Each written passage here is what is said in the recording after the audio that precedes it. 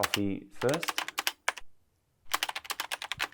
Charlie's Coffee promoting my show this year at Fringe, which is super exciting. I'm not going to talk about promotion at all. This is just pure stand-up comedy because I've been doing marketing and promotion the last couple of weeks, so just want to get into the art of comedy, which is super excited. I couldn't be more excited about this year's Fringe. I think there's something in the air at the start of 2023. I feel a lot of cool energy and stuff. I'm also very excited because towards the end of last year, I had my show from the year before, but I was just working on all of these parts to tinfoil hat. And there was this big part that I just had no idea. It's the opening section that I just had no idea how to do. And it kind of leads to everything else. I found a way to get into talking about harder topics like COVID or the moon landing, billionaires and all these stuff. I needed something to glue it all together, and I found what I wanted, like leafing through the books, and you kind of see these patterns of what you're writing about. And I was writing about sort of the generations that we're in, the pre-internet old people, and my generation who's half, and then my kids' generation who's full internet. So I found this kind of glue piece, but I had no idea how I was gonna make it work. So towards the end of last year, there was probably 2 months there where I was just eating dicks around Perth, and because I just had to try and work this thing out. You can't not, so yeah, it was a brutal experience. And I had to keep telling myself that bombing is a big part of the process if you want to be a professional comedian. You have to get really comfortable with not worrying about that set right then and there. You've got a goal to work towards. And I think this is one of the magical parts of being a comedian is on any given night, people are coming out to a show and they might see you and they might say, oh, that Louis C.K. guy, I didn't think he was really that funny, but you don't know that he's one set of 20 sets, that there's this idea in his brain and he is gonna figure it out, but it's maybe not tonight. The first 3 years of me writing comedy was about finding jokes and the joke part of it, which is great, but now I'm kind of at this point where it's I'm writing a full hour in a show, I need these glue bits that are super unique and super interesting that hold all of those jokes together. But fundamentally, it's such a unique idea or a unique thought from your perspective and your character that people are really going to sit back oh wow, I can listen to this for an hour. Yeah, and then it started coming together yay, good, there's a good end to the story. I hit sort of November and December, and I was really starting to find my vibe with my character, with my energy on stage, with how I want to deliver things. And those things had come and gone the last couple of years. Oh yeah, I have a really good set. Oh, not so good. But I can put new material into how I want to present any material now. So I'm super excited, and I went out on a limb, and I'm doing 3 shows. I'm doing tinfoil hat. I just crammed every topic that I've ever wanted to talk about, the moon landing, global warming, generational impacts of technology, crazy stuff that's coming in the future, old people, some personal opinions now, finally getting, down to my core. They don't have to be right, but they're yours. That's really hard to find in yourself and then present it on stage. And mix it up and really make it this quite ridiculous, funny, interesting thing. And then I'll take that show to Melbourne. So the Perth Fringe is about locking that show in and really presenting it well. And I've got 5 shows in Melbourne in a little theatre, and I'm going to film it and then I'm going to release it. So yeah, that's it's cool. It's 5 years of work. It's got to go some point.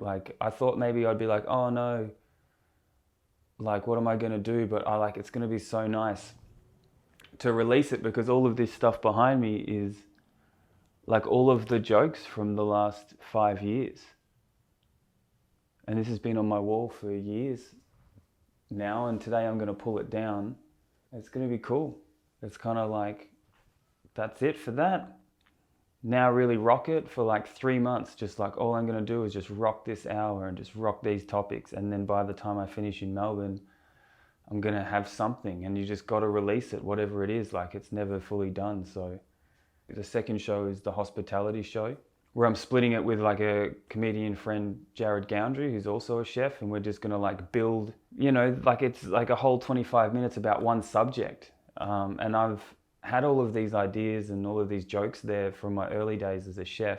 And I'm going to work it out at this Fringe, which is like really cool. It's like a whole new thing for me. And it'll be funny if that sits in the same character or if it changes character, and maybe take some notes on stage or some like lists and stuff and like work off the crowd. And like, I'm just going to just put myself right out there with not knowing exactly what I'm doing, but I know that I can talk about chefing for 20, 25 minutes. I know that I can. But what comes out the back end of that will be amazing. And I've booked myself a solo hospitality show in Fremantle, in my hometown, right at the end. And I'm gonna do an hour by myself about hospitality. So don't tell anyone else, but like, I don't know exactly what I'm gonna do, but I'm gonna do it. And the third show, the flannel panel, is like starting this showcase idea where we bring other comedians in and use the flannel panel brand and do 5 comedians over an hour and do a raunchy comedy show. Which is cool because I also have some topics that like don't really fit tinfoil hat, don't really fit a hospitality show, but I like to like stretch out and do hard topics. Like, hopefully I'm not afraid to just really have some epic opinions and just try to make them super funny. It's like a whole different thing to do like hard hitting comedy, where you're talking about subjects that socially we don't talk about, or socially we don't give our opinions. But if to do that, you need to really write jokey jokes. Like, you have to turn people into a laugh. You can't hold that tension. I'm really going to try and work out this fashion bit on that, and that kind of leads into like some other really epic stuff about men and women and what we do with each other. And I'm going to try and work it off crowd work. It's not an MC set, but I'm going to be like a crowd worky, hard topic, quick delivery set, and it's going to be 10 minutes. And if I get to the end of this Fringe and I've got my show locked and I've got 2 months to improve on any little bit before I take it to Melbourne, if I've got a new show, which is about hospitality, and I think that would really sell well at festivals if we keep that going, and that's going to go to Melbourne as well. So bam, I've got a new 25 that looks good about hospitality. And then at the end, I've got 10 minutes of like dirty, hard, crowd worky comedy that I know I can kind of like pull and punch and add in anything else that fits that kind of topic. I've got myself some pretty lethal tools, which will be sick, you know?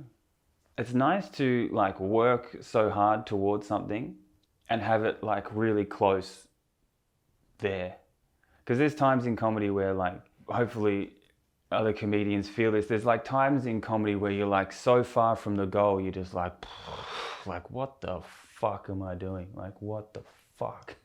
That could happen to me tomorrow. I could feel that tomorrow, and it is a roller coaster of emotions. But to have something so close where it's just work, which is cool. Like, I don't have to do any more guessing. I just work these 3 shows, and maybe like, oh fuck it, I'm just gonna say it. Like, I want to get to the US this year. I don't know how, I don't know what way that's gonna happen, but I want to go and take what I got to the US and see if it delivers there. And if it can deliver there, then I have some momentum, you know, like some personal energy where I'm like, okay. And if it works out, like, what the fuck? But that's the goal, and that's it. Super cool. Fucking what a year. I'm gonna tear down this wall and write some jokes and see where the last 5 years got me.